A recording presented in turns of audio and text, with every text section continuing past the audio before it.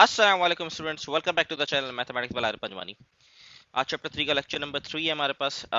सबसे पहला कॉन्सेप्ट जो आज पढ़ेंगे वो है डिसीजन स्टेटमेंट्स, जिसमें सबसे पहले हमारे पास इफ स्टेटमेंट आती है। और इफ स्टेटमेंट के बारे में मैंने थोड़ा सा पहले भी बताया था, जब चैप्टर 2 पढ़ रहे थे एल्गोरिथम, और हमने देखे थे। तो उसके अंदर भी मेरा कॉन्सेप्ट थोड़ा सा आइडिया होगा आई होप। तो डिसीजन मेकिंग के लिए हम ये यूज कर रहे हो, तो जैसे कि एक छोटी सी एग्जांपल है यहाँ पर, एज इज इक्वल टू 18 हमने लिए, ठीक है। या तो आप इनपुट करा रहे हैं एज, जैसे भी ले रहे हैं, यहाँ पर मैंने पहले से डिफाइन करके एज इज इक्वल टू 18 ले ली। और फिर मैंने इफ की कंडीशन लगाई इफ कंडीशन एज, फिर मैंने यहाँ पर is bigger than and equal to 18, ये डबल डॉट लगाना जरूरी है, ठीक है। वरना ये एरर शो करेगा, ठीक है। वरना ये आपको एरर शो करेगा यहाँ पर, ठीक है। तो ये हमारे पास हमने लगाया।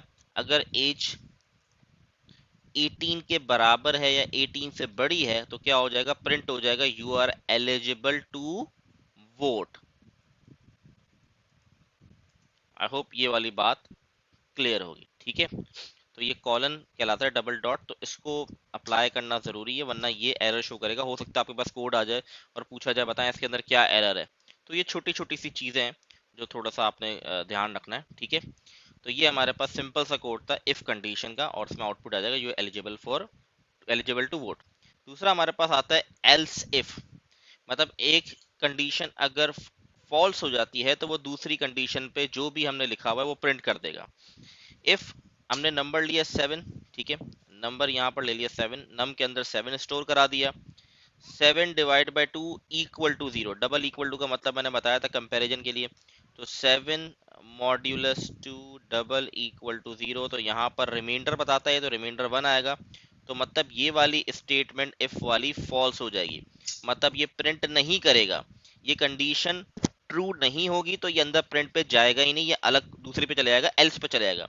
एल्स का मतलब क्या है, ऑड नंबर, मतलब हम ये बता देंगे ये ऑड नंबर है। तो ये एक छोटा सा प्रोग्राम है जो इवन और ऑड के लिए भी यूज होता है। तो आपको आइडिया हो जाएगा कि अगर सवाल इस तरह आ जाता है कि प्रोग्राम बना जिसमें आपने आइडेंटिफाई करना है नंबर इवन है या ऑड है, तो ये सिंपल सा छोटा सा प्रोग्राम है इसका, जो इफ एल्स के फॉर्म में सॉल्व हो सकता है।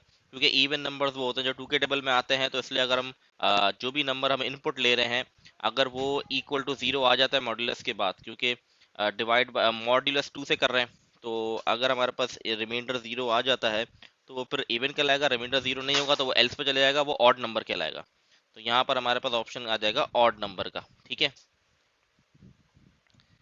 नेक्स्ट हमारे पास आता है इफ एलिफ एल्स, मतलब नेस्टेड नेस्टेड कहलाता है। नेस्टेड इफ एंड एल्स कहलाता है, मतलब एक से ज्यादा एल्स इफ हमें अगर अप्लाई कर रहे हैं, एक से ज्यादा कंडीशन मैच करनी है।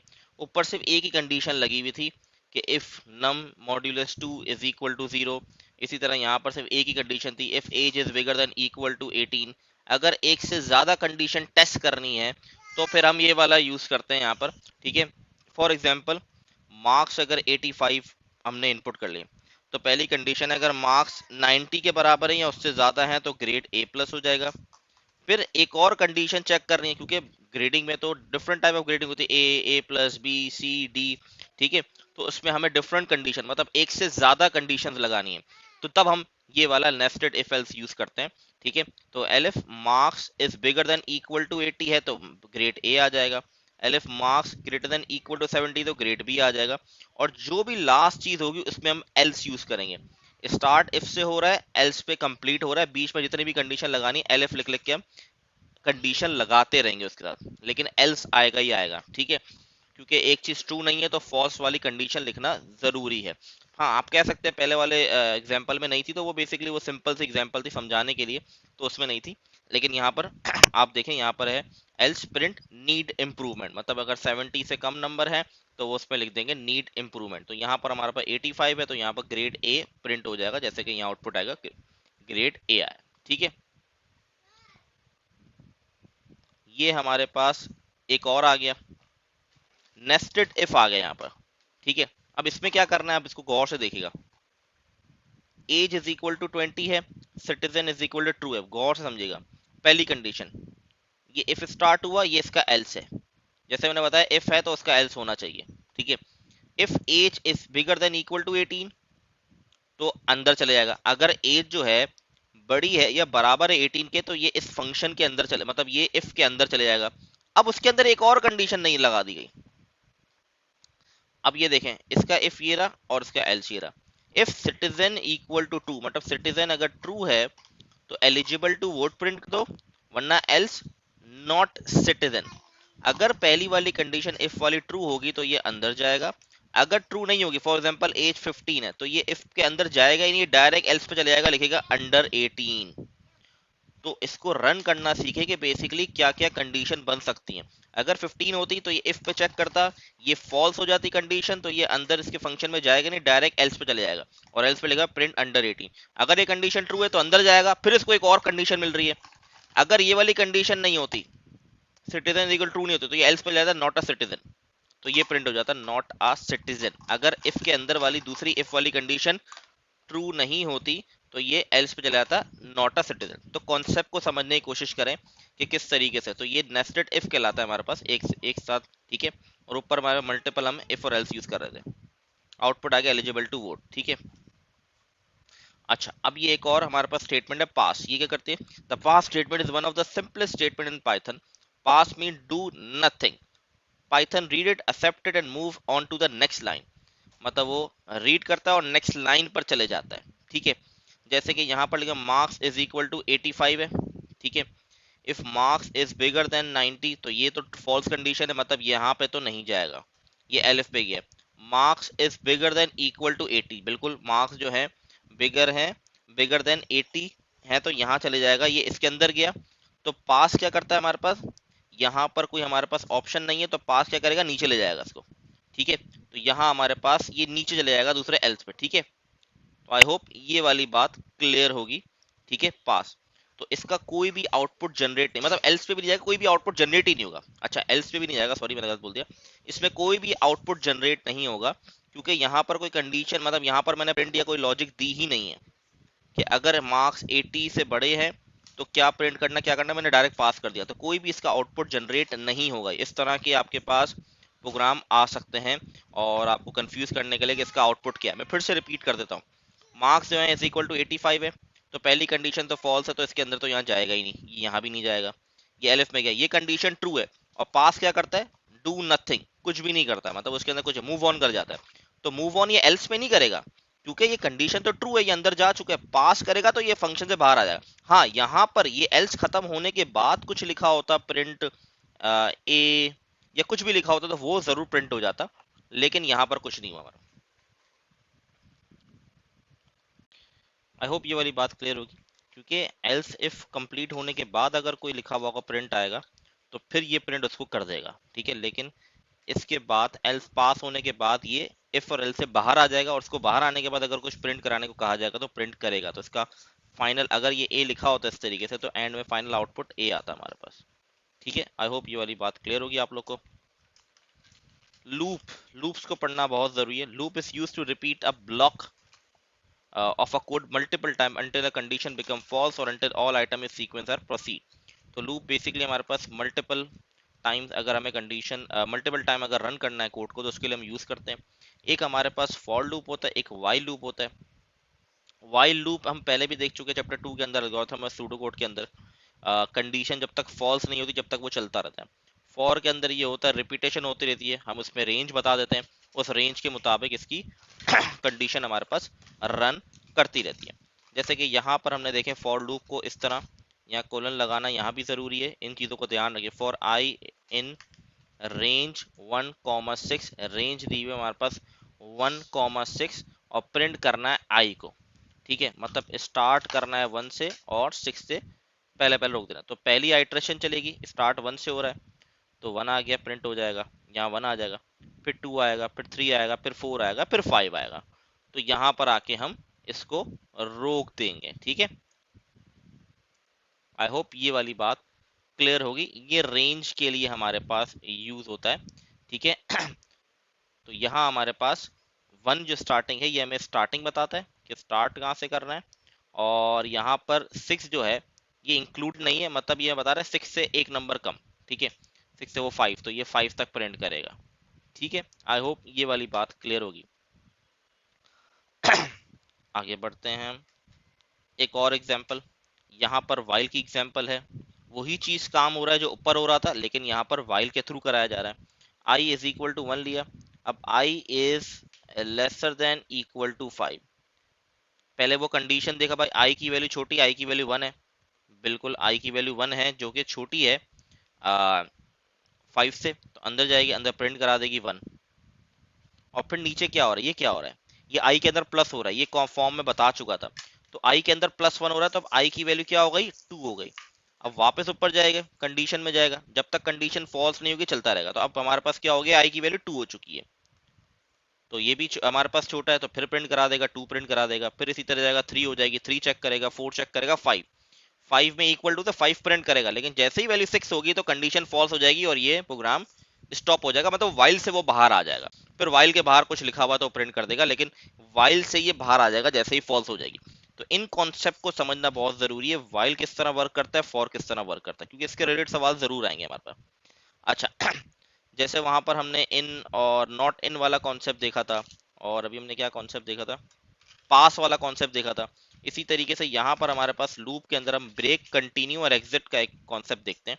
The break statement immediately terminate the loop, terminate कर देती है लूप को, ठीक है। अब ये कैसे, स्टार्ट 1 से हो रहा है, कहाँ तक जाना चाहिए, 9 तक जाना चाहिए, नॉर्मली तो यही है जो हमने बताया। अंदर गए, जैसे ही हम अंदर गए तो एक इफ स्टेटमेंट है, ठीक है। If I is equal to 5, अगर आई की वैल्यू बराबर है 5 की तो क्या कर दो, ब्रेक कर दो। लेकिन अभी आई की वैल्यू क्या है, आई की वैल्यू अभी 1 है, क्योंकि यहाँ पर मैंने आई लिया, ये जो वेरिएबल है ये रिप्रेजेंट करता है, आई इज इक्वल टू क्या है, 1 है, तो ये प्रिंट कर देगा 1 यहाँ पर, ठीक है। फिर फिर ऊपर गए, अब आई की वैल्यू क्या हो जाएगी, 2 हो जाएगी। देखिए वाइल के अंदर क्या होता है, वाइल के अंदर हमारे पास क्या होता है, हमें प्लस कराना पड़ती है आई की वैल्यू, यहाँ पर देखें। लेकिन फॉर के अंदर क्या होता है, वो खुद ब खुद रिपीटेशन करने के लिए खुद ही ऐड करा होता है, ये कंडीशन रेंज की जो होती है ना, वो खुद ही +1 करा देती है आई के अंदर, उसमें प्लस कराने की जरूरत नहीं पड़ती अलग से, लेकिन वाइल के अंदर हमें प्लस कराने पड़ते हैं आई की वैल्यू, और फिर वो कंडीशन चेक करके आगे मूव करता रहता है। ये बहुत इंपॉर्टेंट बात थी, ठीक है। अब अगली बार जब ऊपर जाएगा तो आई की वैल्यू हो गई 2, ठीक है। वापस यहाँ पर आया, इस कंडीशन का, इस कंडीशन के ऊपर इसकी कंडीशन, 2 इज इक्वल टू 5 नहीं है, तो फिर ये अंदर नहीं जाएगा, ये वापस प्रिंट कर देगा, 2 प्रिंट कर दिया। इसी तरह 3 हो गई, 3 प्रिंट कर दिया, 4 हो गई, 4 प्रिंट, जैसे ही आई की वैल्यू 5 होगी तो 5 इक्वल टू 5 हो गया, इसके बाद अब अंदर गया और अंदर लिखा हुआ ब्रेक। ब्रेक का मतलब क्या है, अभी पढ़ा, break statement immediate terminate the loop, loop को खत्म कर देती है वो। तो जैसे ही ब्रेक हुआ तो ये खत्म हो गया लूप, और आंसर यहीं तक आ गया, प्रिंट हो गया 1 से लेके 4 तक। मतलब वैसे तो यहाँ से क्या लिखा था, रेंज 1 से लेके 9 तक थी, प्रिंट होना चाहिए था 1 से लेके 9 तक, लेकिन ब्रेक होने की वजह से हुआ कि वो वहां पे खत्म कर दिया, लूप से बाहर आ गई, सारी वैल्यू बाहर आ गई, तो लूप खत्म हो गया और जहां तक प्रिंट हुआ था वही आंसर आ गया हमारे पास, आई 1 2 3 4 आ गया।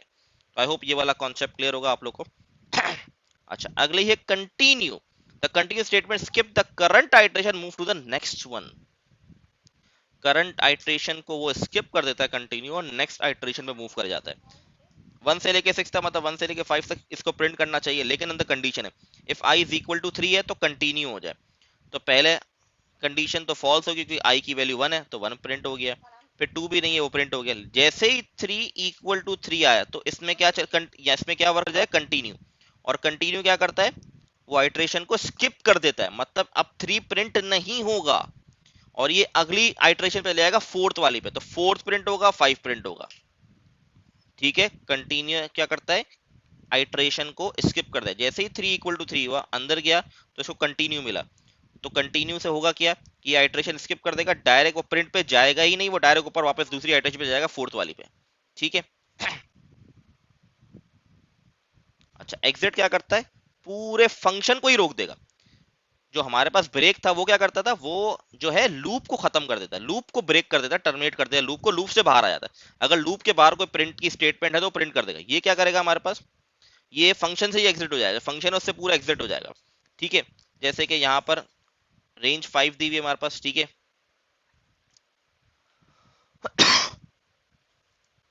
तो यहाँ पर सबसे पहले हमारे पास क्या हो जाएगा, i इज इक्वल टू 2, तो i इज इक्वल टू 2 है। तो अब इसको किस तरीके से हम करेंगे, तो सबसे पहले हमारे पास यहाँ पर जो चीज गिवन है वो गिवन है i की वैल्यू हमारे पास, तो ये हमारे पास जनरेट करना चाहिए 5, अगर सिर्फ लिखा हुआ। अच्छा अभी हमने ऊपर देखा था दो चीजें स्टार्टिंग और एंडिंग गिवन थी, यहाँ पर सिर्फ अगर एक वैल्यू गिवन होगी तो ये मुझे एंडिंग बता रहा है। ठीक है, अब सवाल होगा कि ये एंडिंग तो बता रहा है, फिर स्टार्टिंग कहाँ से होगी? एंडिंग मतलब 5 पे नहीं 4 पे होगी, एक नंबर कम होती है ना, जैसे मैंने बताया था। ठीक है, तो अब सवाल होता है कि सर स्टार्टिंग कहाँ से होगी? जब स्टार्टिंग नहीं गिवन होगी तो स्टार्ट जीरो से होगा, मतलब इसको प्रिंट करना चाहिए 0 1 2 3 एंड 4। 5 तो हमें एंड बता रहा है, मतलब 5 से पहले पहले हमें एंड करना है, 5 पे एंड नहीं होगा। ठीक है, तो अगर स्टार्टिंग वैल्यू नहीं दी हुई, रेंज नहीं दी हुई, तो वो जीरो से स्टार्ट करेगा। खैर ये प्रिंट नहीं होगा क्योंकि यहाँ पर कुछ कंडीशन है। कह रहा है अगर आई की वैल्यू 2 है तो एग्जिट कर दो कोड को। ठीक है, अब यहाँ देखिएगा, आई की वैल्यू 0 हुई तो ये कंडीशन नहीं ट्रू हुई, तो ये अंदर नहीं गया, तो ये इसने चला दिया, तो आई को प्रिंट कर दिया इसने 0। ठीक है, फिर कंडीशन, फिर आई की वैल्यू 1 हुई तो फिर ये इसके अंदर नहीं जाएगा और प्रिंट कर देगा 1 को।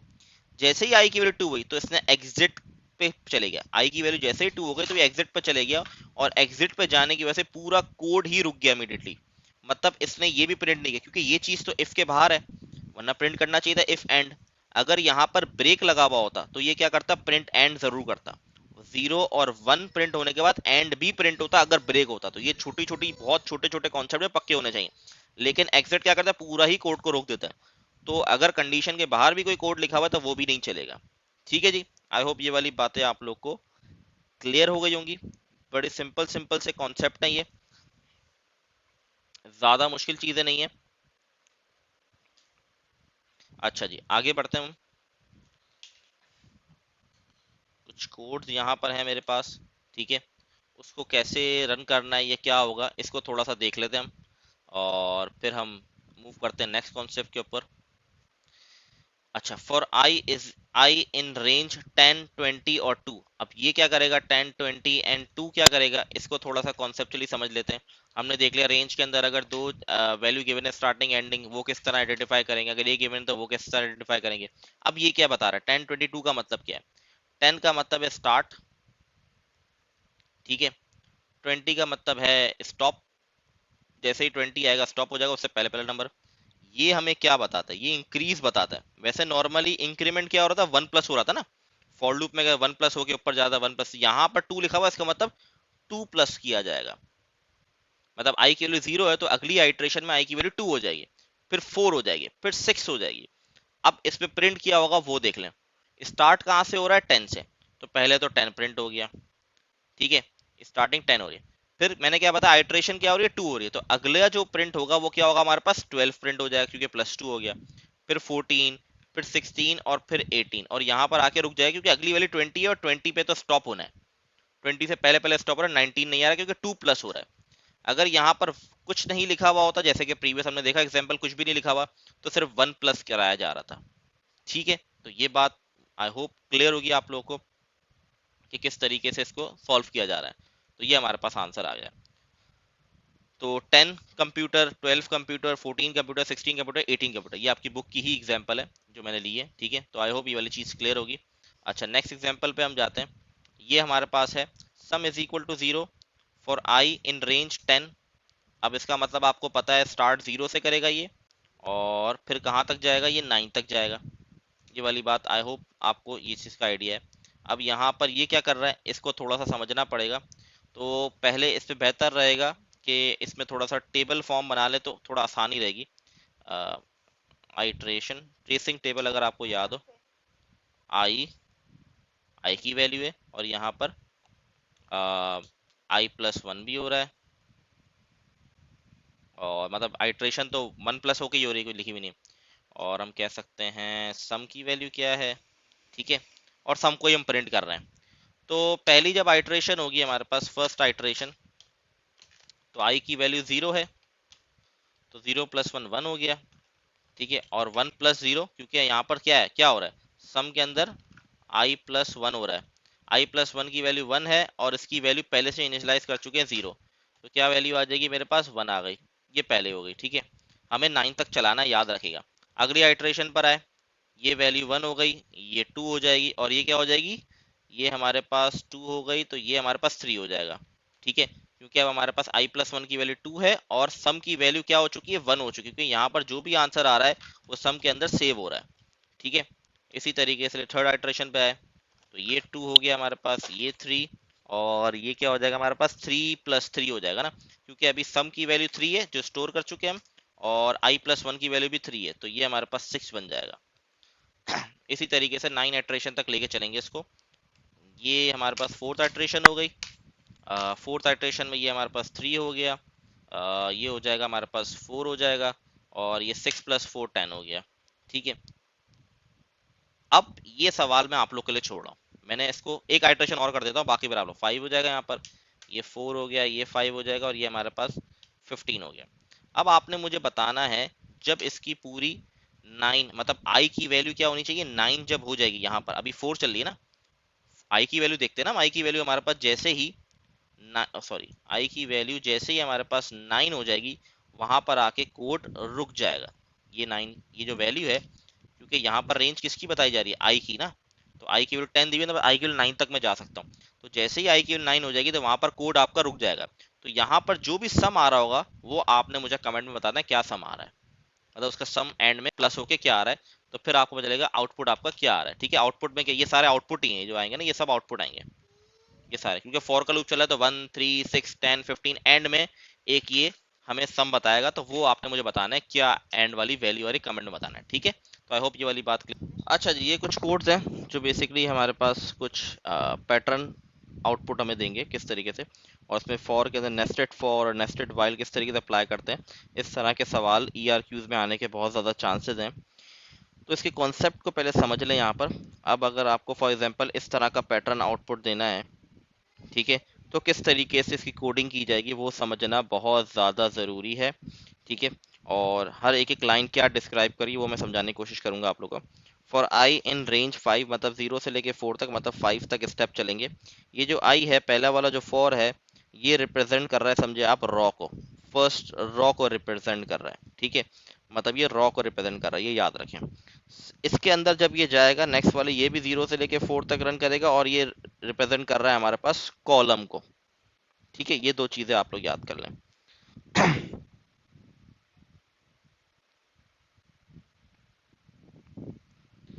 तो यहाँ पर हमारे पास सबसे पहले क्या होगा, फिर प्रिंट पे जाएगा, ये प्रिंट पे क्या करेगा, ये स्टार प्रिंट करा देगा, और ये एंड और equal to double inverted commas क्या करेंगे, ये इसको सेम लाइन में रखेंगे, इसका मतलब है ये सेम लाइन पर ही रहेगा। ठीक है, जैसे ये ऊपर जाएगा, जे पे जाएगा, आई हमारे पास पहले 0 था, अब आई की वैल्यू 1 हो गई, तो ये फिर दूसरा प्रिंट कर देगा स्टार। इसी तरीके से I2 होगा, 3 होगा, 4 होगा, 4 के बाद 5 पे नहीं जाएगा, तो ये हमारे पास 5 स्टार प्रिंट कर देगा एक ही रॉ के अंदर। ये चीज हमें हेल्प करती है कि वो रॉ को चेंज, मतलब वो बेसिकली सेम रॉ में रहे, ये इसमें है, मतलब सेम लाइन में रहे, इसको कहना है। ठीक है, मतलब इस तरह प्रिंट ना हो, कहने का मतलब है ये इस तरह प्रिंट नहीं होगा। ये चीज हमें हेल्प करती है कि एक ही लाइन में रहे, सिंगल लाइन में हमारे पास रहे, एक कॉलम फॉर्म ना बनाए, रॉ फॉर्म में ही रहे। ठीक है, ये चीज हमें ये हेल्प करती है। तो जैसे ही इसकी कंडीशन फॉल्स होगी, तो ये वापस ऊपर चले जाएगा फॉर पे। ठीक है, वर्क कैसे करा समझे, पहले आई इज इक्वल टू हमारे पास यहाँ पर 0 हुआ, फिर ये नीचे गया जे पे, आई इज इक्वल टू 0 हुआ, इसने स्टार प्रिंट किया, फिर वापस गया जे पे, 1 हो गया, फिर स्टार प्रिंट किया, फिर इस तरह चलते चलते इससे 5 स्टार प्रिंट किए। ठीक है, 0 से स्टार्ट है, 0 पे भी स्टार आएगा, 1 पे भी आएगा, 2 पे भी आएगा, 3 पे भी आएगा, 4 पे भी आएगा, 5 पे स्टार प्रिंट नहीं होगा, 5 पे वो लूप उसका खत्म हो जाएगा। जैसे ही इसका फॉर लूप खत्म हुआ, ये इस वाले लूप पे वापस जंप करेगा आई वाले पे। अब आई की वैल्यू मेरे पास हो गई 1। ठीक है, वापस अंदर जाएगा, वापस से वही काम करेगा, लेकिन अब क्या हुआ, उसने चेंज कर दिया, नहीं नीचे आ जाएगा वो अब। ठीक है, अब उसने चेंज कर दिया क्योंकि लूप चेंज हो गया, तो अब नीचे वाली साइड पर आ जाएगा। ठीक है, और वही काम को वापस रिपीट करेगा, और वही 5 स्टार जनरेट करेगा। तो जब तक हमारे पास आई वाला लूप चलता रहेगा, तब तक ये उतनी रॉस प्रिंट करता रहेगा। तो ये हमारे पास ये शेप जनरेट हो गया यहाँ पर। ठीक है, यही काम हम जो है अच्छा यहाँ पर हमारे पास प्रिंट है ना, ये यूज कर रहा है नेक्स्ट लाइन के लिए। ठीक है, अच्छा मैं भूल गया बताना, ये वाला जो प्रिंट है ये हमें नेक्स्ट लाइन पे ले जाने के लिए काम कर रहा है। जैसे ये फॉर लूप खत्म होगा, प्रिंट पे आएगा, तो ये नेक्स्ट लाइन पे चले जाएगा। ठीक है, हाँ, और ये एंड हमारे पास सेम लाइन पे, ये हमारे पास हो गया। और अच्छा, अब इसी कोड को हम देखते हैं वाइल लूप में किस तरीके से इसको कर सकते हैं। मे बी आपके पास कंडीशन आ जाए कि आपने प्रिंट करना है ये पैटर्न, लेकिन यूजिंग वाइल लूप, कम चांस है ऐसा है, लेकिन आपको आना चाहिए। तो यहाँ पर सबसे पहले आई इज इक्वल टू 0 लिया, आई इज लेसर देन 4 ले लिया, फिर जे इज इक्वल टू 0 हमने कंसिडर कर लिया, फिर जे की कंडीशन लगा, जैसे वहां पे फॉर पे फॉर लूप था, यहाँ वाइल पे वाइल आ गया, जे इज इक्वल टू 1। तो वही कंडीशन है बस फर्क क्या आ रहा है हमारे पास यहाँ पर, हमें greater than less than inequalities use करनी होती है, दूसरा हमें प्लस करानी पड़ती है वैल्यूज, आई और जे की वैल्यूज को प्लस कराना पड़ता है, क्योंकि फॉर लूप में वो ऑटोमेटिकली +1 होती रहती हैं। अनटिल अनलेस हम उसको दे दें कॉमा 2 करके एक और वैल्यू दे दें तो वो फिर वो +2 करवाएगा, लेकिन विदाउट हमें लिखे भी वो +1 करती रहती है, क्योंकि रिपीटेशन करती है। यहाँ पर हमें जो एक्स्ट्रा स्टेप या एक कंडीशन हमें समझनी है वो ये है, ये वाली, ये प्लस करना जरूरी है ताकि वो नेक्स्ट लाइन में, बाकी कोड देखे सेम है, यहाँ पर इनइक्वालिटी लगेगी, ठीक है, ग्रेटर देन लेस देन, और बाकी चीजें सेम रहेगी। मैं इसको थोड़ा रब कर, ठीक है, तो वही कोड है, इसी तरीके का है, कोई ज्यादा मुश्किल चीजें नहीं है, थोड़ा सा कॉन्सेप्ट है, उसको समझ लेंगे तो आसानी होगी। बस इस चीज को समझना याद रखना जरूरी है, बाकी कोड में कोई ऐसी मुश्किल चीज नहीं है। वाइल लगाना, आई और जे को हाँ 0 लेना पड़ेगा स्टार्टिंग में, इनिशियली यहाँ पर स्टार्ट ही आई और जे 0 से हो रहा है, फॉर लूप की एक खासियत है, वो स्टार्ट अगर हमने कोई रेंज नहीं दी तो 0 से स्टार्ट करेगा। यहाँ पर हमें क्या क्या चीजें करनी पड़ रही हैं, आई को 0 के बराबर, जे को 0 के बराबर करना पड़ रहा है, इनइक्वालिटी लगानी पड़ रही है, और इनको +1 करवाना लाजमी है, ठीक है। अच्छा, कुछ और भी कोड्स हैं वो भी देख लेते हैं हम। अच्छा, हमारे पास कुछ पैटर्न ये भी हैं जिसमें हम ट्राइंगल को प्रिंट कर सकते हैं, एक ट्राइंगल वाला पैटर्न प्रिंट कर सकते हैं, वो कैसे करें उसको भी देख लें। फॉर और वाइल लूप दोनों की फॉर्म में लिखा हुआ है। वैसे मैं फिर कह रहा हूँ, मुझे ऐसा लगता है शायद रिस्ट्रिक्टेड ना करें, लेकिन फिर भी आपको दोनों कॉन्सेप्ट आने चाहिए, दोनों मिलते जुलते ज़्यादा मुश्किल नहीं है। अब इसमें और उस कोड में क्या फ़र्क है, अगर आप देखें तो बस थोड़ा सा ही एक फ़र्क है। वो फ़र्क क्या है, यहाँ पर हो गया i+1, सिर्फ एक ये नई चीज़ यहाँ पर की गई है, ठीक है, बाकी कोई इसमें एज सच डिफरेंस नहीं है। और अगर यहाँ डिफरेंस देखें तो ये डिफरेंस आ गया हमारे पास, यहाँ पर ये डिफरेंस किया गया है, ठीक है, ये देखें यहाँ 5 था, यहाँ पर ये, तो ये दो डिफरेंस यहाँ पर हुए हैं। हुआ क्या है बेसिकली, जैसे ही आई की वैल्यू यहाँ पर आएगी, जैसे पहले आई की वैल्यू कहाँ से स्टार्ट होगी, 0 से स्टार्ट होगी, 4 तक चलेगी, मतलब चलेगी तो 5 ही बार, लेकिन 0 से स्टार्ट होती है। तो जब यहाँ 0 आएगा तो ये क्या बन जाएगा, 0+1, तो इसका मतलब इसकी रेंज हो गई हमारे पास 1। तो क्या होगा, ये 1 स्टार प्रिंट करेगा, और ये फिर अगली लाइन पर चले जाएगा, इस पे चले जाएगा, क्योंकि फॉल्स हो जाएगी जे वाली कंडीशन अगली बारी में, ठीक है, क्योंकि 1 आया हुआ, 0+1 1 बन जाएगा, तो फॉल्स होने के बाद वापस ये आई पे चले जाएगा, फिर आई की वैल्यू 0 के बाद क्या होगी, 1 होगी, तो यहाँ 1 आएगा तो 1+1 क्या हो जाएगा, 2 हो जाएगा ये। इसका मतलब अब जो है स्टार वो 2 बार प्रिंट होगा, क्योंकि यहाँ पर जे की जो रेंज हो गई वो 2 हो चुकी है, तो 0 और 1 मतलब 2 बार हमारे पास स्टार प्रिंट होगा। फिर तो 2 बार स्टार प्रिंट होने के बाद ये वाला प्रिंट इसको नीचे ले जाएगा, और फिर वापस ही आई पे जाएगा, फिर आई की वैल्यू 3 हो जाएगी, 3+1 यहाँ पर 4 हो जाएगा, ठीक है, तो इसका मतलब ये 3 बार चलेगा, तो ये देखिए 3 स्टार प्रिंट हो गए, इसी बार 4 हो गया, फिर 5 हो गए। तो ये इस तरीके से ट्राइंगल जनरेट कर रहा है, और यहाँ पर भी यही कहानी है, बस ये वाली फॉर्म यहाँ पर डिफरेंट आ गई, तो यहाँ पर अप्लाई हो रहा है i+1, ये इसी तरीके से ये काम कर रहा है। तो ये पैटर्न बहुत इंपॉर्टेंट है, आई थिंक बुक में ये वाले पैटर्न है ट्राइंगल वाले, ये वाले नहीं थे लेकिन मैंने फिर भी करवा दिए। अच्छा, आगे और कुछ पैटर्न है, अब ये रिवर्स पैटर्न कर दिया, ठीक है, ये मैंने क्या कर दिया, रिवर्स पैटर्न चलाया है, ठीक है, इसका मतलब आप सबको पता है यहाँ पर 5 0 और -1 का, ओ सॉरी -1, हाँ, अब यहाँ -1 कर रहे हैं हम, ठीक है, 5 से उल्टा कर रहे हैं ना हम। अब हमारी रेंज को स्टार्ट ही, ये स्टार्ट है हमारे पास, तो रेंज को स्टार्ट ही हम 5 से करा रहे हैं, एंड 0 मतलब स्टार्ट 5 से होगा, एंड 0 होगा, और फिर क्या होगा, -1 होता रहेगा। तो पहले 5 जाएगा यहाँ पर, तो आई की वैल्यू यहाँ पर 5 हो गई, तो ये 5 बार ये स्टार प्रिंट कर देगा। हो सकता है वो सिंबल स्टार ना दे, आपको प्लस का है, ये भी हो सकता है कि यही पैटर्न बनाओ प्लस की फॉर्म में, तो स्टार की जगह प्लस लिख देंगे, ठीक है, तो बेफिक्र रहें, कोई इतना मुश्किल कॉन्सेप्ट नहीं है, ठीक है, ये वाली बात। तो यहाँ इस कॉन्सेप्ट को मैं वापस से रिपीट कर रहा हूँ, ये देखें गौर से, अब किया है, उल्टा ट्राइंगल प्रिंट कराना है, तो स्टार्ट कराया गया 5 से, ठीक है, स्टार्ट इसको कराया जा रहा है 5 से, और एंड ये 0 पे होगा, मतलब ये चलेगा 5 से लेके हमारे पास 1 तक चलेगा, ठीक है, 0 तो एंडिंग पॉइंट हो, तो उससे पहले वाली वैल्यू से चलता है, और -1 मतलब पहले 5 जाएगा, यहाँ पर 5 किया, 5 बार प्रिंट हुआ, जैसे ही ऊपर जाएगा तो -1 हो जाएगा, तो 5 में से -1 होगा तो क्या बन जाएगा, 4 बन जाएगा, क्योंकि यहाँ पर इंक्रीमेंट की जगह डिक्रीमेंट हो रहा है, -1 लिखा हुआ, मतलब माइनस करे जा रहे हैं, ठीक है। तो इस तरीके से फिर वापस ऊपर जाएगा, 4 होगा तो 4 ये प्रिंट करा देगा, फिर 3 होगा, फिर 2 होगा, फिर 1 होगा, फिर कंडीशन फॉल्स हो जाएगी, तो ये बाहर आ जाएगा, ठीक है। आई होप ये वाली बात क्लियर हो गई होगी कि अगर हमें उल्टा ट्राइंगल इस तरीके से प्रिंट कराना कैसे होगा। अब आती है इस पे बात, अगर नंबर प्रिंट कराना तो फिर क्या किया जाए, बहुत ध्यान से देखना, नंबर प्रिंट कराने वाले भी आप, आई थिंक शायद पास पेपर में है, शायद मेरे ख्याल से ये मॉडल पेपर में सवाल है, मेरे ख्याल से मैं देख लेंगे, अभी मॉडल पेपर ही सॉल्व कराऊंगा मैं, ठीक है। तो अब देखें, क्योंकि उल्टा ट्रायंगल प्रिंट कराना है, अच्छा सीधा ट्रायंगल प्रिंट कराना है वो भी मैंने यहाँ कर दिया है, ठीक है। दोनों की कंडीशन सेम है, बस आपने जब उल्टा ट्रायंगल प्रिंट कराना है तो ये इस तरीके से लिखना पड़ेगा 5 0 -1। अब यहाँ पे क्या हो गया, for j is equal to in 1 I+1, 1 से लेके I+1 तक हमारे पास चले, पहले 5 आ जाएगा तो क्या हो जाएगा, ये 5 यहाँ पर आएगा तो 5+1 क्या हो जाएगा, 6 हो जाएगा। मेरी बात समझ आ रही है, पहले 5 स्टार्ट 5 से हो रहा है ना, ये वाली कंडीशन। तो जब 5 I की वैल्यू यहाँ आएगी तो 5+1 6, तो ये बन जाएगी मेरे पास रेंज 1 से लेके 6 तक, मतलब ये 1 से लेके 5 तक चलेगी। और यहाँ क्या हो रहा है, j की वैल्यू प्रिंट हो रही है, तो 1 से लेके 5 तक, तो 1 से 5 तक ये प्रिंट हो गया। अब वापस ऊपर जाएगा तो -1 हो रहा है, तो अब आई की वैल्यू क्या हो गई 4, तो 4+1 क्या हो जाएगा 5, तो 1 से लेके 5 तक चलेगा। इसका मतलब 1 से 4 तक प्रिंट होगा, क्योंकि एक नंबर कम प्रिंट होता है। फिर इसी तरीके से सो ऑन वापस मूव करते जाएगा और ये इस तरह प्रिंट करते करते 1 पे आके स्टॉप हो जाएगा। आई होप ये वाली बातें आप लोग क्लियर होंगी। इस तरह के कोड्स आ सकते हैं, इसकी प्रैक्टिस करें, समझ कर जाए, रट्टा मारने का कोई ज़रूरत नहीं है, समझ के जाएंगे तो फिर किसी तरह पूछे जाए आप कर लेंगे। अब यहाँ देखें, यहाँ बिल्कुल स्ट्रेट ट्राइंगल प्रिंट करना है, तो वापस से रेंज हमने नॉर्मल कर दी, 1 से लेके 1,6 तक कर दी, ठीक है।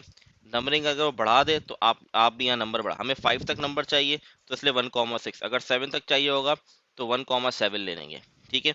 बाकी ये कंडीशन वही है जो ऊपर लगाई थी हमने, कोई फर्क नहीं है इसके अंदर।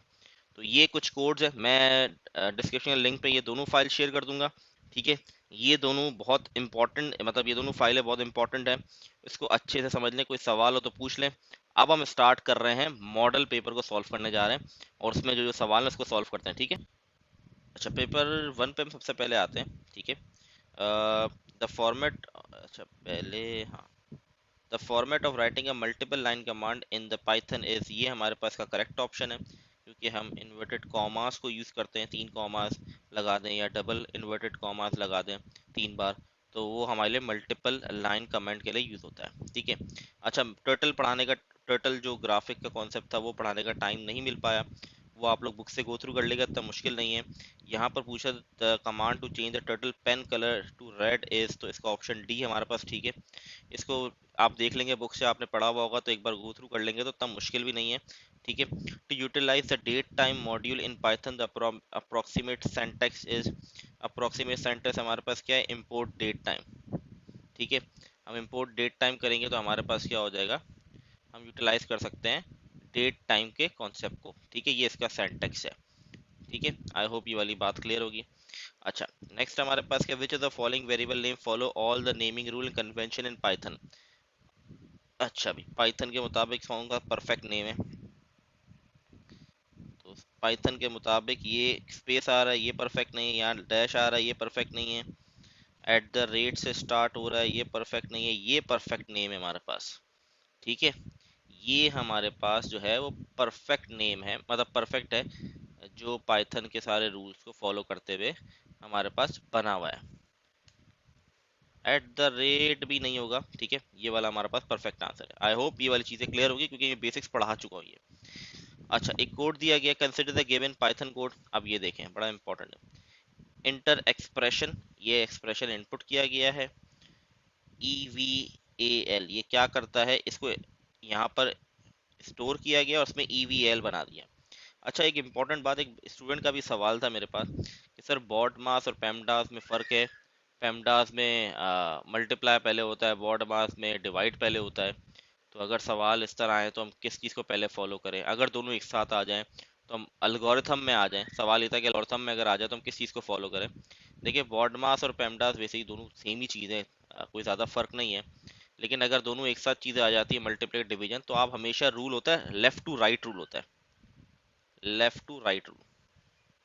अगर दोनों एक साथ आ जाए तो लेफ्ट में जो पहले आ रही है चीज उसको सॉल्व कर दे, अगर पहले डिवाइड आया तो डिवाइड कर दे, अगर पहले मल्टीप्लिकेशन आया तो पहले मल्टीप्लाई कर दे, ठीक है। ये रूल है, ये याद रखे तो बेहतर, लेफ्ट टू राइट रूल याद रखेंगे तो आसान रहेगा। तो यहाँ पर मेरे पास 10/2 क्या हो जाएगा, 5 हो जाएगा, और 5 × 3 15 हो जाएगा, ठीक है। तो ये मेरे पास आंसर क्या आ गया, यहाँ पर मेरे पास आंसर आ गया 20, आंसर आ गया। तो आई होप ये वाली चीज़ क्लियर होगी। अच्छा, अगर यहाँ पे ईवीएल नहीं लगा हुआ होता तब क्या आंसर होता, तब हमारे पास आंसर क्या होता, ये जो हमने ये लिखा है, इनपुट किया है, ये मेरे पास एक्सप्रेशन कहलाता, ठीक है। ये मेरे पास क्या कहलाता, एक्सप्रेशन कहलाता। और ये फिर कोई हमें न्यूमेरिकली आउटपुट नहीं देता, ये एक स्ट्रिंग में सेव हो जाता। ये चीज़ हम पढ़ चुके हैं पीछे। ठीक है, तो आई होप इसमें तो कोई कंफ्यूजन आप लोग को होनी तो नहीं चाहिए। आई होप कि अगर आपने वीडियो सारी गो थ्रू की है तो ये आप लोग के लिए बड़ा सिंपल सा कॉन्सेप्ट है, कोई मुश्किल कॉन्सेप्ट नहीं है। अच्छा, MCQs नंबर 24 पे जाते हैं। ये भी एक कोडिंग से रिलेटेड दिया हुआ है। The code segment that prompt for age and display your age is 18 when user enter 18। अच्छा जी, इनपुट क्या है? Enter your age is age. अच्छा, अब इसमें बेस्ट कौन सा ऑप्शन होगा? आप भी सोचे, मैं भी सोच रहा हूँ। तो बेस्ट ऑप्शन जो इसके अंदर है वो आई थिंक सी होगा मेरे ख्याल से। आ, उसकी वजह ये है कि इंटर योर एज इनपुट ले रहा है और ये स्टोर कहाँ कर रहा है? एज के अंदर एक वेरिएबल में स्टोर कर रहा है। यहाँ पर वेरिएबल में स्टोर नहीं हो रहा, यहाँ पर वेरिएबल में स्टोर तो हो रहा है, लेकिन ये गलत एक्सप्रेशन, गलत तरीके से लिखा हुआ है। एज वहाँ लिखा होना चाहिए इक्वल टू करके, ठीक है, तो ये इसलिए रॉन्ग हो गया। यहाँ प्लस करके इनपुट एज लिखा हुआ है, ये गलत सेंटेक्स हो गया। तो ये इसका करेक्ट ऑप्शन है जिसमें एज में सेव हो रहा है और फिर यहाँ पर योर एज इज, फिर कॉमा करके एज लिखा हुआ है। ठीक है, तो ये चीज़ आई होप क्लियर होगी आप लोग को। बड़ा सिंपल सा कोड था, कोई मुश्किल कोड नहीं था। आपको सिंटैक्स और चीज़ों का पता होगा तो फिर ये ज़्यादा मुश्किल चीज़ें नहीं है। ठीक है, कॉन्सेप्चुअली थोड़ा क्लियर रहेंगे तो आसान लगेगी। अगर कॉन्सेप्ट क्लियर नहीं होगा तो फंसा देगा आपको, फिर पेपर में फंस जाएंगे। रट्टा मैथमेटिक्स में होता है ना, कॉन्सेप्चुअली सवाल आपको क्लियर हो तो वो सवाल हो जाता है, लेकिन अगर आपका कॉन्सेप्ट क्लियर नहीं तो आप फंस जाएंगे। तो ये उसी तरीके की चीज़ें, कॉन्सेप्ट क्लियर रहना ज़रूरी है। अच्छा, आगे बढ़ते हैं। ओ, ये आ गया पैटर्न, बड़ा इम्तिहान आ गया इसके अंदर। स्टार्ट कहाँ से हो रहा है? 1 से। कहाँ तक चलेगा? 3 से। ठीक है, मतलब 1 2 और 3, तीन 1 2 दो बार चलेगा ना। ठीक है, पहली बारी में 1 नीचे गया, 1 नीचे गया तो यहाँ क्या हो जाएगा? 1 + 1 हो जाएगा, मतलब 2। तो ये हो जाएगा 1 से लेके 2 तक चलना है। 1 से लेके मतलब 1 से स्टार्ट होगा और जे को प्रिंट करना है हमारे पास। जे की वैल्यू भी क्या है? 1 है मेरे पास। इसका मतलब जे की वैल्यू 1 प्रिंट हो जाएगी, तो 1 प्रिंट हो गया। अगली बार नहीं चलेगा क्योंकि 1 इसकी रेंज क्या हो चुकी है? 1, 2। तो 2 से पहले क्या था? 1, तो 1 ही है, तो इसका मतलब एक ही बार चलेगा। अब ये ऊपर जाएगा, हमारे पास रेंज क्या हो चुकी है? यहाँ पर हमारे पास 2 हो गई। ठीक है, यहाँ पर अब हमारे पास 2, 2 हो गया हमारे पास, तो नीचे आया 2 + 1 हो गया 3 हो गया, तो ये हो जाएगा 1, 3। इसका मतलब अब जे की वैल्यू 2 प्रिंट होगी। तो 2 कौन सी प्रिंट होगी हमारे पास? क्योंकि जे की वैल्यू हमारे पास 2 हो गई, तो ये हमारे पास प्रिंट करेगा, और 1 है, 1 से लेके 3 तक है, तो ये 1 और 3 प्रिंट करेगा।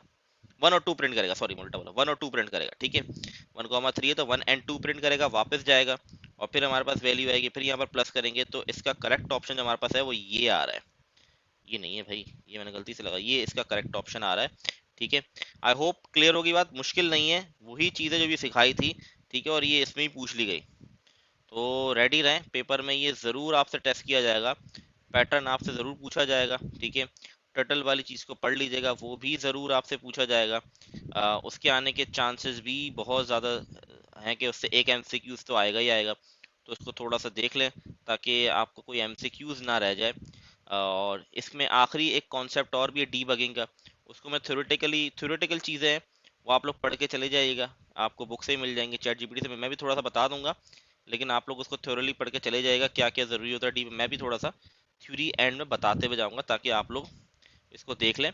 लेकिन आप लोग ने पढ़ के ज़रूर जाना है प्रॉपरली इसको, ताकि पेपर में सवाल डीबगिंग का भी आने के बहुत ज़्यादा चांस है। अच्छा जी, आगे बढ़ते हैं। कितने एमसीक्यूज हैं? आई थिंक बहुत काफ़ी एमसीक्यूज हैं। ओहो, सारे सारे 29 तक जा रहे हैं। अच्छा जी, अब ये एमसीक्यूज है। The code that print excellent if the percentage 90 and the subject is math is. अच्छा, कौन सा कोड है जो प्रिंट करेगा excellent if the percentage above 90 and the subject is maths? ये प्रिंट करेगा। अच्छा जी, यहाँ पर इंट लिखा गया है, मतलब परसेंटेज दी जा रही है इंटीजर की फॉर्म में। Subject is equal to int, यहाँ पर आपसे सब्जेक्ट पूछा जा रहा है। If percentage is bigger than 90 and if subject is equal to maths print excellent. मुझे तो ये पहला वाला ही सही लग रहा है, कोई गलती तो नहीं दिख रही मुझे पहले वाले में। यहाँ देखें स्ट्रिंग है, तो ये तो नहीं है। यहाँ कोई गलती तो नहीं है, इंटर योर सब्जेक्ट। अच्छा, इन दोनों पहले और दूसरे में क्या डिफरेंस है वो देखना है, क्या गलती है वो देखना ज़रूरी है।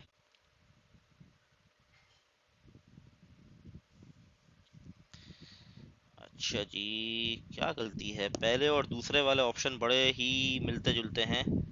Inter your subject percentage is bigger than subject is equal to math, print excellent. दोनों सेम तो हैं, क्या गड़बड़ है?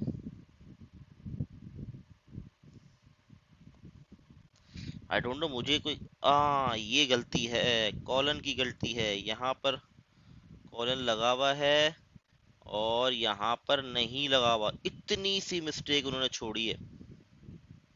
कॉलन नहीं लगा हुआ, इसका मतलब ये रॉन्ग है, ये ऑप्शन भी।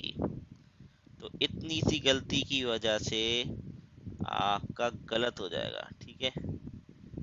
अच्छा जी, यहाँ इसमें कॉलन है और यहाँ भी कॉलन नहीं दिया हुआ, तो मतलब ये भी गलत है। इसका मतलब D is the correct option.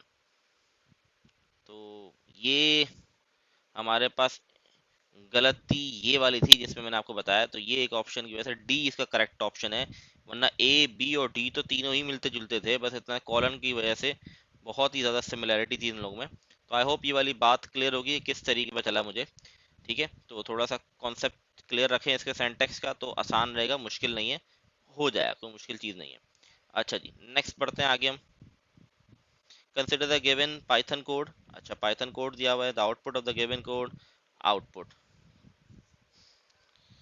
अच्छा जी, इसका आउटपुट क्या बनेगा? i is equal to 1 given है मुझे, और यहाँ पर true, while true if i is equal to 4, i plus 1 is equal to continue if i is equal to 7, exit print i plus 1। अच्छा जी, थोड़ा सा इसमें देखना पड़ेगा, हमें रन करके चेक करना पड़ेगा कि इसमें हमारे पास क्या है। i की वैल्यू यहाँ पर मेरे पास 1 है, ठीक है। तो यहाँ पर हमारे पास i की वैल्यू सबसे पहले तो यह हमारे पास नहीं रन करेगा। i की वैल्यू 4 नहीं है, 7 नहीं है, तो एग्जिट ये प्रिंट कर देगा मेरे पास। तो पहले सबसे पहले 1 प्रिंट कर दिया इसने, और यहाँ पर क्या हो गया, i के अंदर प्लस 1 हो रहा है, तो i की वैल्यू अब हो गई 2। तो फिर ये 2 प्रिंट कर देगा क्योंकि फिर कंडीशन मैच नहीं करेगी। इसी तरीके से फिर 3 प्रिंट कर देगा। फिर जैसे ही 4 पे आएगा, if i is equal to 4, तो i प्लस 1, तो i की वैल्यू उसने प्लस 1 कर दिया, i की वैल्यू, और कंटिन्यू कर दिया। कंटिन्यू का मतलब ये वापस ऊपर चले जाएगा। तो ये 4 को कंटिन्यू क्या करता है, स्किप कर देगा, मतलब 4 को नहीं लिखेंगे, वो स्किप हो गया, यहाँ पर ऊपर गया। i की वैल्यू अब क्या हो गई, 5 हो गई, ठीक है। मैंने 3 4 लिखना भूल गया, 3 और 4 फिर 5 हो गए। अब ये मैच नहीं कर रहा, ये मैच नहीं कर रहा, तो ये प्रिंट कर देगा 5। फिर ये जाएगा ऊपर, 6 हो गई, फिर ये मैच नहीं कर रहा, ये मैच नहीं कर रहा, 6 प्रिंट कर देगा। फिर जैसे ही आई की वैल्यू 7 होगी, तो यहाँ तो ये नहीं जाएगा। लेकिन जैसे ही आई इज इक्वल टू 7 है, तो क्या होगा, एग्जिट। एग्जिट का मतलब क्या था, कोड रुक जाएगा। तो 1 2 3 5 6 इसका फाइनल ऑप्शन होगा, जो कि ऑप्शन नंबर ए। तो बड़ा ही टेक्निकल सवाल था और बहुत ही कॉन्सेप्चुअल सवाल था। मतलब जिसको आई कंटिन्यू नहीं पता, एग्जिट नहीं पता, तो वो फंस जाएगा बच्चा, उसके लिए बड़ा मुश्किल हो जाएगी सवाल को करना। तो बहुत ही अच्छा सवाल था, मतलब आपके कॉन्सेप्ट को जज करने के लिए बहुत ही अच्छा सवाल पूछा गया है यहाँ पर। अच्छा, MCQ number. A student runs the following code to find the average of any two number. Enter the first number, enter the second number, average a plus b divided by 2, average is। अच्छा, यहाँ पर पहले तो ये है कि int नहीं लिखा गया या फ्लोट नहीं लिखा गया, तो पहली गलती तो यहाँ पर हमारे पास ये आ रही है कि इसका हमारे पास एरर आएगा, ठीक है। अब ये जो एरर आएगा, ये एरर को क्या कहते हैं, ये रन टाइम एरर कहते हैं। अच्छा, मैं थोड़ा सा भी, वैसे तो डीबगिंग का कॉन्सेप्ट जो है, टाइम नहीं है कि मेरे पास नोट्स अलग से नहीं बने हुए, मैं चैट जीपीटी के थ्रू आप लोगों को चीज़ें समझा देता हूँ। ये रन टाइम एरर क्यों कहलाएगा, रन टाइम एरर क्या होता है, लॉजिकल एरर क्या होता है, सेंटेक्स क्या होता है, सेमेंटिक एरर क्या होता है, ये सारी चीज़ें बताता हूँ मैं अभी। इसी तरीके से जो एमसीक्यू नंबर 29 है, इसका ऑप्शन हमारे पास जो करेक्ट ऑप्शन है वो सी है। क्योंकि असर्ट जो फंक्शन, ये पहले मैंने देखा नहीं है असर्ट के बारे में, ये भी मैं इसमें ही पढ़ रहा हूँ। असर्ट जो बेसिकली क्या करता है, चेक करता है कि बी की वैल्यू जीरो है कि नहीं। अगर बी की वैल्यू यहाँ पर जीरो होती है, तो असर्शन फेल हो जाती है और प्रोग्राम स्टॉप हो जाता है एरर के साथ। तो इसीलिए option number C, force the program to stop if B is zero during execution. तो ये रोल होता है असर्ट का। अगर बी की वैल्यू जीरो हो गई, तो प्रोग्राम को फोर्स कर देता है स्टॉप करने के लिए, और कोई एग्जीक्यूशन नहीं होती, जीरो एग्जीक्यूशन, ठीक है। तो फोर्स कर दे। तो ये इसका कॉन्सेप्ट था। अब मैंने चैट जीपीटी से थोड़ा मटेरियल निकाला है और मैं चाह रहा हूँ मैं आपको एक्सप्लेन कर दूं ताकि आप लोग के लिए आसानी रहे। ठीक है, ये मैंने एसएलओस के थ्रू ही देखा है। Debug is the process of finding and fixing an error bugs in a program. Debugging क्या होती है? बेसिकली एक प्रोसेस होता है जिससे हम एरर निकालते हैं और उसको फिक्स करने की कोशिश करते हैं। Important debugging help program run correctly, ये पॉइंट्स हैं। Remove error and unexpected result, error को रिमूव करना या अनएक्सपेक्टेड रिजल्ट आ रहा है, फॉर एग्जाम्पल 2+2 4 होता है लेकिन 4 नहीं आ रहा, तो हम चेक करना क्यों नहीं आ रहा। एक छोटी सी एग्जांपल दे रहा हूँ। इम्प्रूव प्रोग्राम परफॉर्मेंस को इम्प्रूव करना, क्योंकि कुछ कोडर्स ऐसे होते हैं 10 लाइन का काम 20 लाइनों में कर देते हैं, तो वो टाइम लेता है उसकी परफॉर्मेंस सही करने के लिए। इसलिए हम यूज इस तरह वेरिएबल या उस तरह की चीज़ें यूज करते हैं कि छोटा से छोटा प्रोग्राम है जल्दी एग्जीक्यूट हो जाए। Make code easier to understand maintain, इस अलाइनमेंट के साथ लिखना कि वो अच्छे तरीके से समझ आ जाए, बहुत ज़्यादा इतने मिला ना दिए वो चीज़ों को, एक लाइन बाय लाइन छोड़ के प्रॉपर तरीके से काम करना। लाइन छोड़ के नहीं, मतलब बेसिकली इस तरीके से एक पैटर्न बना के काम करना जो समझ आए दूसरे को। Save time by identity problem earlier, ensure accurate output. ठीक है, अब एग्जांपल जैसे ये दी हुई है, ये एक एरर है, print 10 divide by 0, this cause an error, debugging help identify fix it. ठीक है, ये एक एरर है हमारे पास। ठीक है, अब पहला types of bug error in Python. पहला होता है syntax error. Syntax occur when the program grammar rules are violated. Syntax error को समझ लें, ये कब होता है? जब जो पाइथन की ग्रामर रूल्स हैं अगर वो वायलेट कर जाए। जैसे कि प्रिंट करना है, इन्वर्टेड कोमा में हेलो लिखा लेकिन ब्रैकेट को क्लोज नहीं किया, तो ये इसकी ग्रामेटिकल एरर कहलाते हैं, उसको हम कहते हैं सेंटेक्स एरर। याद रखिएगा, पेपर में जरूर आएगा इधर। तो क्लोजिंग ब्रैकेट मिसिंग है। ठीक है, अगला हमारे पास कहलाता है रन टाइम एरर। जैसे कि यहाँ पर ए की वैल्यू 10 है, बी की 0, तो 10 divide by 0, division bye 0 occur during execution. तो ये हमारे पास डिवाइड में 0 आ रहा है, इसीलिए ये हमारे पास क्या कहलाएगा? ये हमारे पास रन टाइम एरर कहलाएगा। ठीक है, और वहां पर जो हमारे पास रन टाइम एरर क्यों था? क्योंकि वहां पर स्ट्रिंग में सेव हो रहा था, एवरेज निकाले थे ना, ए प्लस बी डिवाइड में, तो स्ट्रिंग सेव कर रहे थे, इसलिए वो भी एक एरर है हमारे पास, रन टाइम एरर आएगा। ठीक है, इसको ठीक करने के लिए ये क्या आ गया? If B is equal to 0। ठीक है, logical error, program run successfully but give incorrect output. Logical error का मतलब है इनकरेक्ट आउटपुट। जैसे कि यहाँ पे एरिया निकालना है, तो यहाँ पर गलती क्या? लेंथ प्लस विड्थ कर दिया, मतलब लेंथ मल्टीप्लाई बाय विड्थ होता है एरिया निकालने का फॉर्मूला, तो यहाँ पे फॉर्मूला गलत लिख दिया। ठीक है, तो लॉजिकल एरर ये होता है हमारे पास। ठीक है, और रन टाइम हमारे पास ये होता है कि रन टाइम पे वो एरर दे दे, नहीं चले। और सिंटैक्स एरर मतलब उसकी ग्रामेटिकल मिस्टेक हो, तो ये तीन चीजें इसके अंदर होती हैं। ठीक है, semantic error, code structure is correct but mean and use is incorrect। अब जैसे कोई for example name is equal to 5 लिया, प्रिंट नेम डॉट अपर लिखा, तो ये जो अपर फंक्शन है यहाँ पर लिखा हुआ, देखिए आपने अपर नहीं पढ़ा, आप टेंशन ना लें, अभी आपको ये समझना सेमेंटिक एरर होता क्या। नेम के अंदर उसने स्टोर करा है एक 5 नंबर जो कि एक इंटीजर है। ठीक है, न्यूमेरिकल वैल्यू इंटीजर है, लेकिन वो प्रिंट करा रहा है यहाँ पर नंबर डॉट अपर के साथ। अपर का मतलब होता है स्ट्रिंग। ये अपर जो फंक्शन है ये वर्क करता है स्ट्रिंग के ऊपर, ये नंबर्स पे वर्क नहीं करता, तो इसीलिए ये सेमेंटिक एरर कहलाएगा, जिसका मीनिंगलेस, मीनिंग नहीं है, मीनिंग गलत यूज की गई है। मतलब है आपने न्यूमेरिकल वैल्यू ली गई है और आप प्रिंट करवा रहे हो डॉट अपर के साथ, इसको प्रिंट कराना चाह रहे हो, तो ये हमारा एरर। तो एरर को समझे, कोड की टेंशन ना ली अपर कहाँ से आ गया, तो आप गलती समझे कि सेमेंटिक एरर कहते हैं किसको है। ठीक है, तो ये सारी इसकी थ्योरी है। ठीक है, आईडी फीचर और डीबगिंग, ये सारा कॉन्सेप्ट आपने रीड कर लेना है। आप अपने एसएलओ कॉपी करें चैट जीपीटी पे, उस पर आपको सारा ब्रेकडाउन मिल जाएगा, ये आपने रीड करना है। इसको रीड कर लेंगे तो आपके लिए थोड़ी आसानी हो जाएगी, इतनी मुश्किल चीज़ें नहीं हैं। ठीक है, ज़्यादा मुश्किल चीज़ें नहीं है, बहुत आसान आसान चीज़ें हैं। ठीक है, तो एसर्ट का यहाँ पर देखें बताया हुआ है, ये जो है what is assert? Assert check whether a condition is true. Assert check करता है कंडीशन ट्रू है कि नहीं, मतलब वहाँ पर condition B is equal to 0 check कर रहा था जो हमने देखा, तो ये इससे यहाँ है। If false program stop with an error, जैसे कि वहाँ पे बताया गया प्रोग्राम फोर्सली स्टॉप हो जाएगा ड्यूरिंग एग्जीक्यूशन, अगर आपको याद हो। ठीक है, तो यहाँ पर देखें b is equal to 0, assert b is equal to 0, program stop during division, b की वैल्यू 0 है तो प्रोग्राम स्टॉप हो जाएगा। ठीक है, वो चेक कर रहा है। आई होप ये वाली बात क्लियर होगी। ठीक है, तो ये आप लोग एक बार गो थ्रू कर लेंगे तो आपकी थ्योरेटिकल चीज़ें भी हो जाएंगी इसके अंदर। इसमें थ्योरी थोड़ी ज़्यादा है, तो रीड कर लेंगे तो कोई मुश्किल चीज़ें नहीं है, बहुत आसान आसान चीज़ें हैं। डीबगिंग ये लास्ट आपका कॉन्सेप्ट था। ठीक है, अब हम मूव कर रहे हैं पेपर नंबर 2 के जो सवाल है उसको कर रहे हैं, ठीक है, और फिर हमारी वीडियो यहाँ पर एंड हो जाएगी।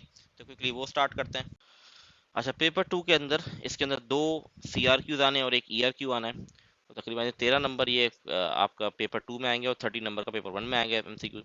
Differentiate between syntax semantic in the program provide one is to support. अब ये भी हमने पढ़ा, सिंटैक्स जो है बेसिकली ग्रामेटिकल मिस्टेक होती है या रूल्स ऑफ कोड में मिस्टेक होती है। सिंटैक्स की बात कर रहा हूँ। सेमेंटिक वो मीनिंग या लॉजिक की मिस्टेक होती है। जिसकी डेफिनेशन कहते हैं syntax refer to the grammar और rules of writing code, semantic refer to the meaning and logic of the code. पहले इसकी डेफिनेशन, फिर अगली बारी।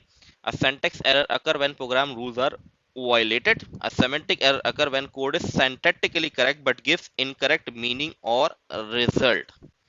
ठीक है, इसकी एग्जांपल अगर देखना चाहें तो सिंटैक्स की जो सिंपल एग्जांपल जो हमने की थी प्रिंट वाली, तो वो बेस्ट एग्जांपल है, बहुत छोटी सी। तो ये इसकी एग्जांपल हो गई सिंटैक्स की। सेमेंटिक्स की आप वहां पर तो आई थिंक अपर यूज किया था, बेहतर ये वाली कर लें। x इज इक्वल टू मैंने y इज इक्वल टू 2 ले लिया, तो यहाँ पर मैंने प्रिंट करा दिया x मल्टीप्लाई बाय y। तो ये इसका बेसिकली यहाँ पर एरर हमारे पास शो करेगा, ठीक है। तो 5 हमने यहाँ पर ले लिया और y इज इक्वल 2 ले लिया, तो ये हमारे पास मिस्टेक हो गई, यहाँ पर सेमेंटिकली मिस्टेक हो गई और ये हमारे पास सिंटैक्स, ये इसकी मिस्टेक्स है, ठीक है। तो आई होप ये वाली चीज़ क्लियर होगी आप लोग को। अच्छा, अब इसका जो अगला पार्ट है बड़ा सिंपल सा सवाल है, ठीक है। 3 नंबर का ये, write a Python program that takes a temperature value C Celsius degree as input and display temperature as cold if temperature lesser than 15, moderate 16 to 30 and hot if bigger than 30 using else if else की। अच्छा, सबसे पहले एक variable लिया मैंने temp और यहाँ पर इनपुट लिया क्योंकि इंटीजर मुझे लेना है, इनपुट। फिर मैंने कहा enter temperature in degree Celsius, ठीक है। एफ की कंडीशन ली टेम्प लेसर इक्वल टू 15, यहाँ पर कोलन लगाना मत भूलिएगा। तो प्रिंट कर दे भाई, ये प्रिंट हो जाए कोल्ड, फिर एल्फ, ये क्या कर, एल्फ अगर टेम्परेचर मेरे पास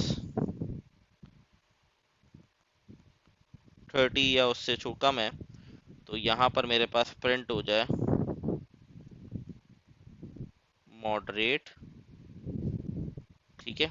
यहाँ भी कोलन लगाना है, फिर हमारे पास एल्स आ जाएगा और एल्स में कंडीशन लिखने की ज़रूरत नहीं होती, डायरेक्ट प्रिंट हो जाएगा हमारे पास हॉट, ठीक है जी। तो ये इसका कोड हो गया। ऊपर मैंने थ्योरेटिकल चीज़ें ऐसे ही आपको बता दी, आप इसको पढ़ लीजिएगा ऊपर सेमेंटिक वगैरह को, वैसे मैंने बताया अभी आप लोग को, तो आई होप ये आप लोग कर लेंगे। ये हमारे पास था CRQ। अब ERQ पे मूव करते हैं। अच्छा जी, ये हमारे पास क्वेश्चन है, question number 8। The following Python code is intend to print the number from 1 to 5 but it contain error, identify and rewrite the correct code to make it work as intend. 1 से 5 तक number print करने हैं, इसके अंदर कुछ error दें। पहला तो रेंज का एरर मुझे क्लियरली दिख गया, ठीक है। तो इसका फॉर आई इन रेंज, क्योंकि ये रेंज 1 से 4 तक प्रिंट करेगी, पहला एरर।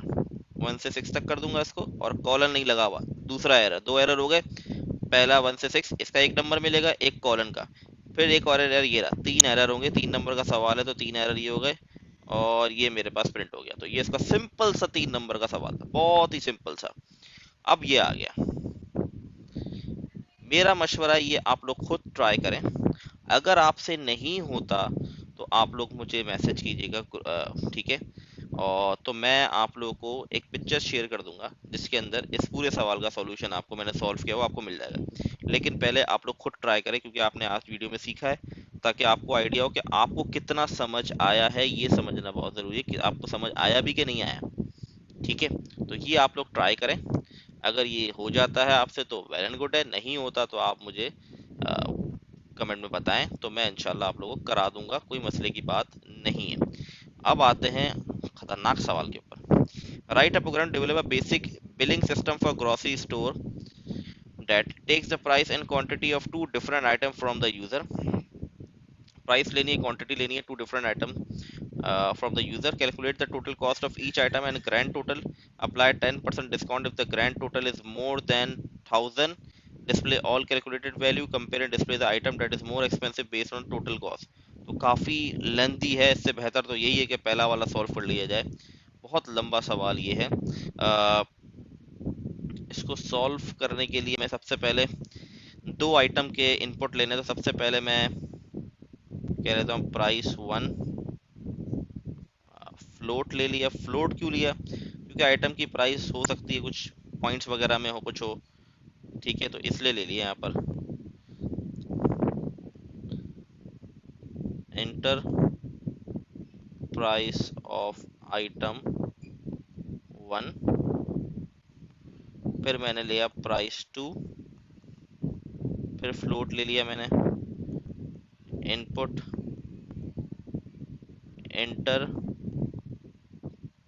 प्राइस ऑफ आइटम 2, मैंने दोनों के इनपुट ले लिए, दो आइटम के। अब उसकी क्वांटिटी लेनी है, तो क्यू क्वांटिटी 1, तो यहाँ पर क्वांटिटी बेसिकली पॉइंट्स में नहीं होगी, ऑब्वियसली बात है, तो इंटीजर ले लिया हमने।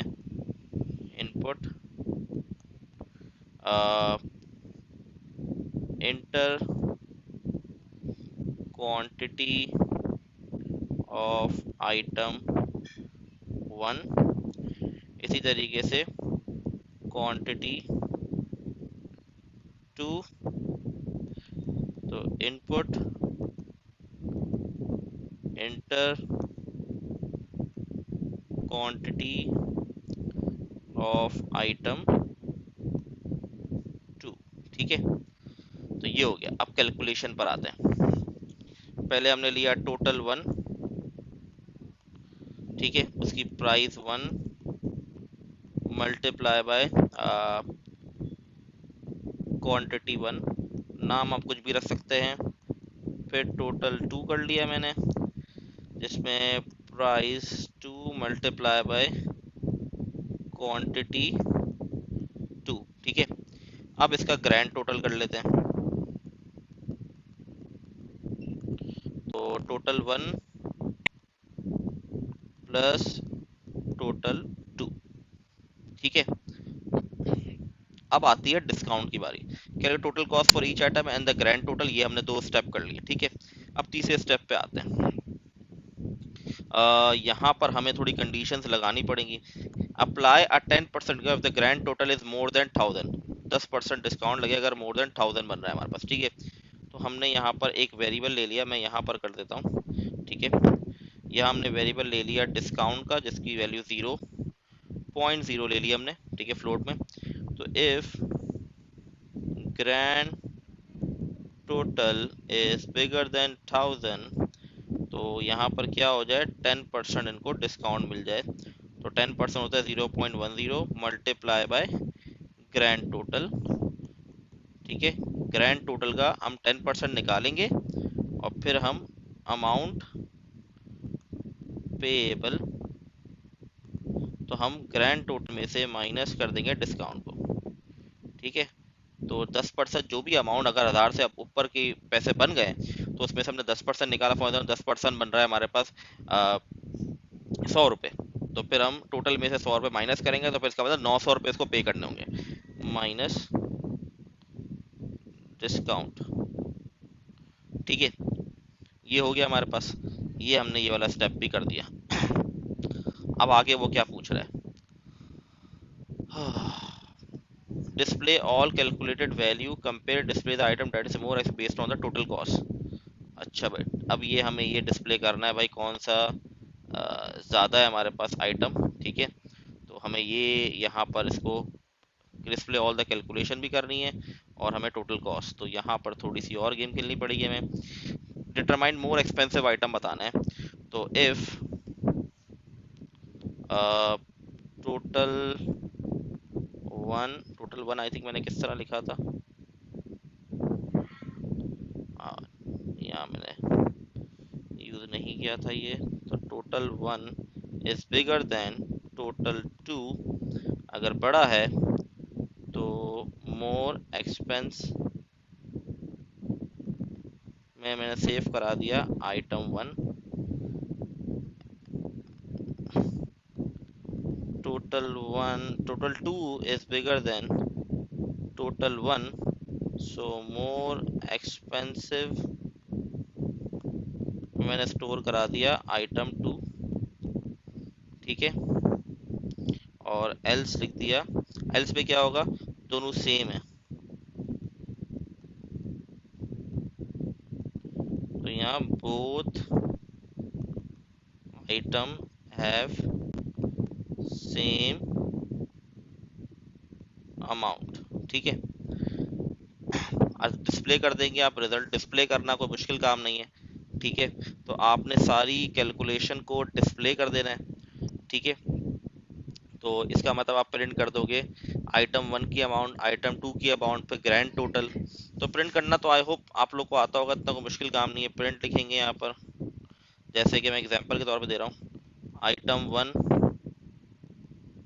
इक्वल टू आइटम 1, यहाँ पे कॉमा, आइटम 1 को हमने इनपुट लिया था ना, और किस में सेव किया था हमने, प्राइस 1 में सेव किया था, तो यहाँ पर लिख दूंगा प्राइस 1, तो इसकी प्राइस आ जाएगी। फिर आइटम 2 पे ग्रैंड टोटल, फिर डिस्काउंट अगर है तो उसका टोटल, अगर डिस्काउंट नहीं तो उसका टोटल आ जाएगा, ठीक है। फिर आपने दिखाना है कि कौन सा ज़्यादा एक्सपेंसिव है, उसका टोटल, ठीक है। बस प्रिंट करवानी चीज़ें, ठीक है। यहाँ पर किस पे सेव हो रहा है देखें, मोर एक्सपेंसिव में सेव हो रहा है ना, तो आप प्रिंट करा दोगे मोर एक्सपेंसिव, तो उसमें वो अमाउंट आ जाएगी जो भी एक्सपेंसिव ज़्यादा होगा टोटल होने के बाद, ठीक है। मतलब एंड में आने के बाद हमारे पास जो भी हो, तो एंड में से हमें प्रिंट कराना था, वो आयो वो आप लोग कर लेंगे। तो अल्हम्दुलिल्लाह से ये यहाँ पर कंप्लीट हुई कहानी। मैंने पूरी कोशिश की कि, हाँ पहले तो माजरत देर हो गई, कल कुछ मसरूफियत की वजह से वीडियो नहीं बना पाया। मैंने अपनी तरफ से पूरी कोशिश की कि आप लोगों को चीज़ें क्लियर हो जाएं। बेस्ट ऑफ लक पेपर के लिए, इंशाल्लाह अल्लाह से दुआ है कि आप लोग का पेपर बहुत अच्छा हो, ठीक है। ये क्वेश्चन ज़रूर ट्राई कीजिएगा पार्ट 2 आप लोग, वरना मैं आपको सॉल्यूशन इंशाल्लाह शेयर कर दूंगा। तो बेस्ट ऑफ लक बच्चों, अल्लाह हाफिज़।